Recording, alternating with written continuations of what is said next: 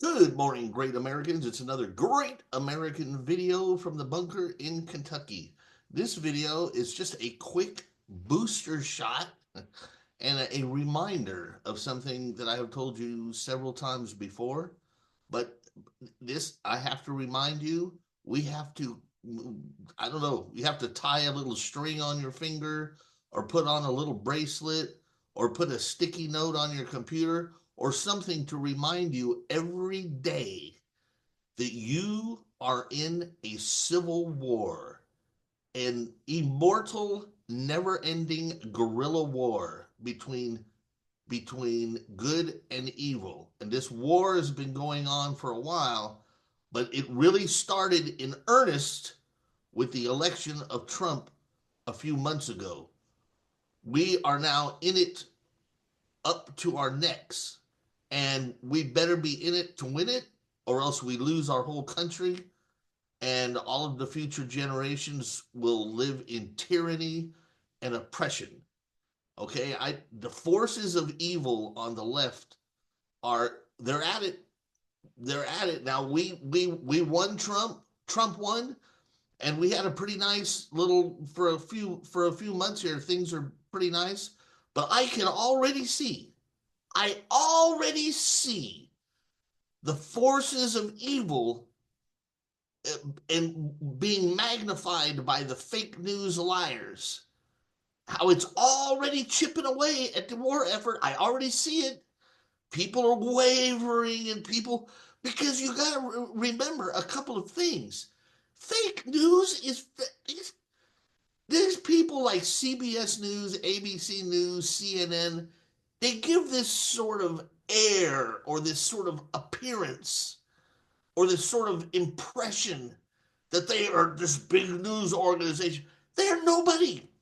They're nothing. It's a paper tiger. Do not listen to what they're saying. Propaganda is an insidious. It's like a. It's like a it's it's like a tsetse fly, or it's something so insidious that just it creeps into the pores and it makes you start to wonder and be not sure. Do not listen. Keep moving forward. All you people who put in great effort, time, effort, literal, going door to door, money, whatever it is that you did to get Trump elected, that was just the beginning.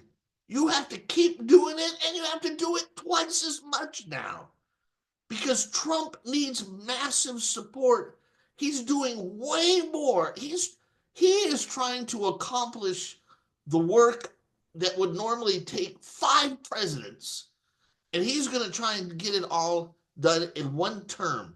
And not only is he up against the Democrats and is he up against the fake news, but he's also up against rhino and fake Republicans like Murkowski and Susan Collins. He is up against the same forces that he was up against before. Now, this time, to his credit, he came into it with a battle plan. A lot of people don't know this, but over the last 4 years, while Biden was in office, a lot of Republicans in these sort of these think tanks, these political think tanks, have been putting together a battle plan for 4 years. They have been planning a massive assault. It's kind of like for like a year, right? The Allies in World War II were planning the invasion of Normandy in D-Day. I mean, they were planning and planning, and they went through drills, and they built up mock ships to practice, and they were planning forever. And when it finally happened, it was this huge, massive assault, right? And it was like boom, they were moving in. But then what happened? If you're much of a student of history of World War II, you know that they landed on the beach, but then they got bogged down in what they called the hedgerows of France. It's like old from medieval times. These lumpy sort of dirt rows where they plant like vineyards and stuff like that, and the tanks couldn't get through. If Hitler had had half a brain, he could have smashed our army and we could have lost. So they started losing. Not losing, but they started slowing down, right? And it took like someone to rally the forces, like Patton, to go around the hedgerows and be forceful and keep moving forward. That's what's happening right now.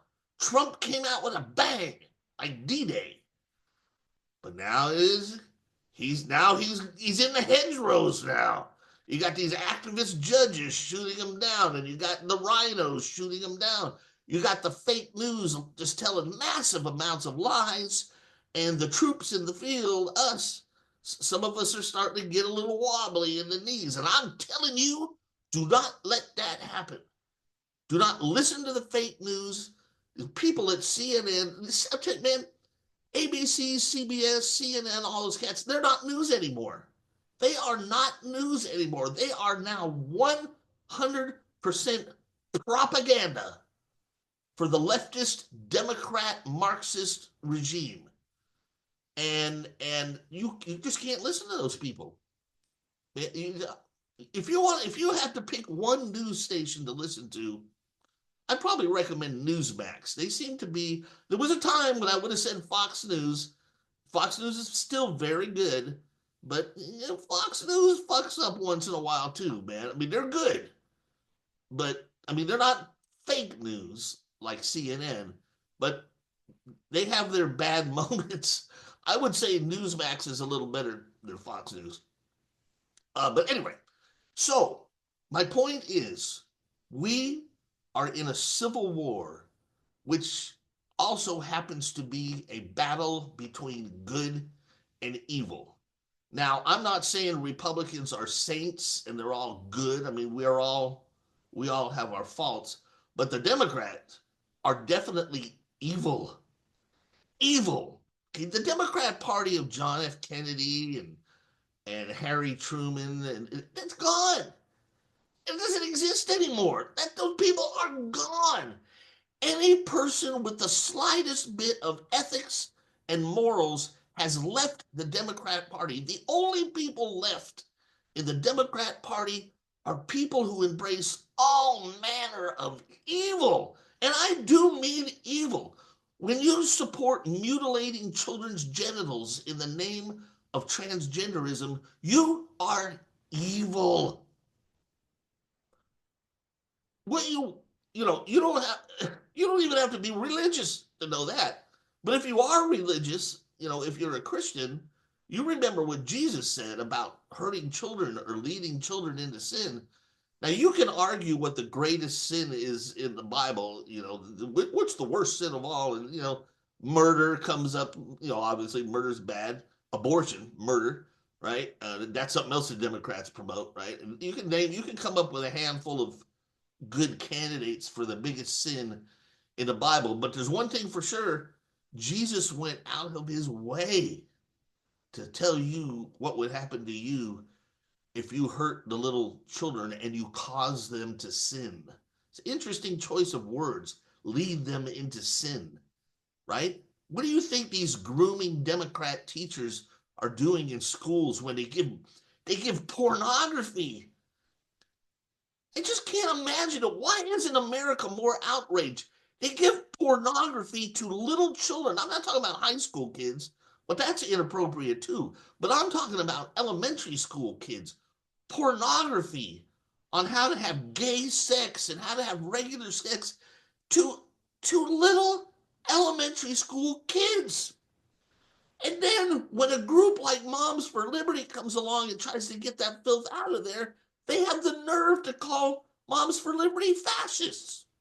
I'm telling you, Democrats are evil. This is a war, a civil war between good and evil, between traditional America and those evil leftists who would create some sort of sick Marxist state, which is actually worse than Marxism. At least the old communists in Russia, they used to send they used to send the sexual perverts to re-education camps. I mean, that's kind of cruel too. But at least they had their head on straight about that one thing, as bad as they were. Dude, that makes the Democrats are even worse. Not only are they Marxists and socialists, they're also sick perverts and pedophiles. So this is a war. And why am I making this video? Because I saw a great tweet by Scott Presler. And I'm going to leave you with this because Scott Presler is a young man who deserves all of our admiration. Scott Presler, it's possible that Scott Presler single-handedly won the election for Trump. That man was a tireless machine, and he registered thousands and thousands and tens of thousands of people in Pennsylvania and elsewhere to vote. And then Trump ended up taking Pennsylvania, and that's what you could. I mean, you could say that any one of several states is what put Trump over the top, but you could also say that Pennsylvania put him on the top, and you could say that Scott Presler, this is a man we should all emulate and admire. This man, he helped Trump win. Period. So you should subscribe to his Twitter. I mean, his X account. It's called The Persistence. It's all one solid word. The Persistence. I'll put a link in the description of this video. So anyway, I want to leave you with this tweet before I hang up. And this is what he posted.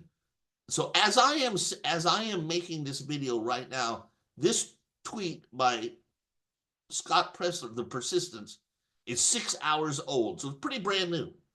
This is what he says. He says, we need to have a talk. In 2018, Democrats took control of the House. Then immediately in 2019, they impeached President Trump. Without the House, Trump couldn't legislate, and his agenda was thwarted. I'm grateful that we reelected President Trump, but I see history repeating itself. Understandably, the Republicans are celebrating. However, unless we remain focused on getting out the vote and winning elections, it's a very real possibility that Republicans lose the House in 2026. If that happens, Democrats will impeach Trump again. All of your dreams for legislative victories will be dashed to pieces. I fear that Republicans are going to stay home. I fear that Republicans aren't going to take off-year elections seriously. Most importantly, I worry that President Trump will only have 2 years to govern, not 4. Lancaster County, Pennsylvania, I ask for your vote. Okay, so here he's going on. Now he's going into a local politician. He's asking for, so he's now into the local. Josh Parsons is running in Lancaster County, Pennsylvania. So he's asking, so basically he's saying, keep up. Like I just said earlier in this video, the war has just started. You have to stay out in the field and fight for every Republican person, whether it's whether it's a senator or a congressman, whether it's at the state level, whether it's at the local level, whether it's the school board, or whether it's the fucking dog catcher. I don't give a shit. You've got to stay out in the field and help. So he's asking for help with Josh Parsons in Lancaster County, Pennsylvania. He's talking about Brad Schmel in Wisconsin on April 1st. In Pennsylvania, vote no to retention to 3 Democrat Supreme Court justices. That's good. New Jersey, vote for the Republican governor this November. Virginia, same thing. We won the battle, but it will take constant vigilance to win the war. My God, this guy is right on the money. I like this Scott Presler guy. He is right on the money. And I'm going to leave you with that final sentence there. We won the battle, but it will take constant vigilance to win the war. And I would just add to that, not only constant vigilance, but a constant staying out there and keeping up the fight. Everything you did to get Trump elected, you need to stay out and keep doing for every other Republican candidate. Uh, again, everywhere and anywhere, state, federal, local, city, and town. And if there's nothing going on, then make something happen. Create a group like Moms for Liberty, or maybe you should run. How about one of you run for school board or something? Like anything. The fight goes on, and if there's nothing happening, if you're in some tiny farmland and nothing's happening, then donate to offer your help to somewhere where it is happening. You know, everybody has a part to play. This is war, man. This is the real deal. I'm telling you. Anyway, that's the message for today. Thank you. Please subscribe to my Substack page. Please follow us on the various social media. I will put a link to it also in this video, and I will see you in the next great American video. Adios, muchachos.